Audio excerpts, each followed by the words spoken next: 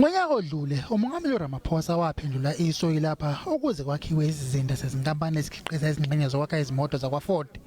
Emva kwezinyanga eziyisithupha lo msebenzi uqhubeka kahle kanti sekudaleke izinkulungwane zemisebenzi okuhlomula kuyo abantu bendawo. I want to say, Mr. President, the community of Mamelodi is looking forward to this project growing and moving from one phase to the other because Mamelodi has got a lot of unemployed people, a lot of township businesses, but so far, so good. Uma ukwakha sekuphotshuliwe, izinkampani ezikhiqizela bakwaFord izingxenye ziyongena lapha bese nazo zidala izinkulungwane zemisebenzi. Ukusondela kwabakhiqizi bezingxenye kuzokwenza ukuthi iFord ikwazi ukwandisa kakhulu isibalo sezimoto zohlobo lweFord Ranger ezikhiqizayo lapha bese zithunyelwa emazweni aphesheya. Lo msebenzi uzodla izizumbulu zamabhiliyoni ayishumi samarandi.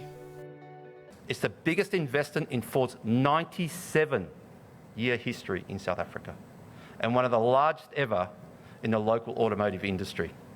And this represents Ford's firm and ongoing commitment to South Africa. Umongameli Ramaphosa wamukele ngezandla ezifudumele lokutshalwa kwezimali ngabakwaFord.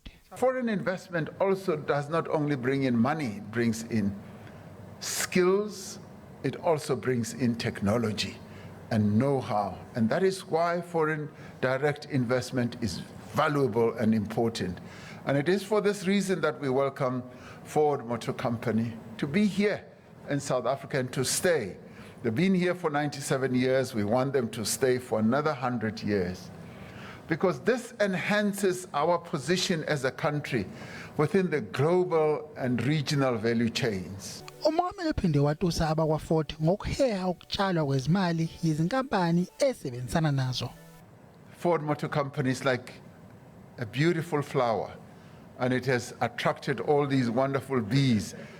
Umongameli Ramaphosa uthe lokutshalwa kwezimali kuyigxathu elibalekile kakhulu ekufezweni kohlelo likahulumeni lokuthuthukisa ezomnotho kuleli i-Economic Recovery Plan.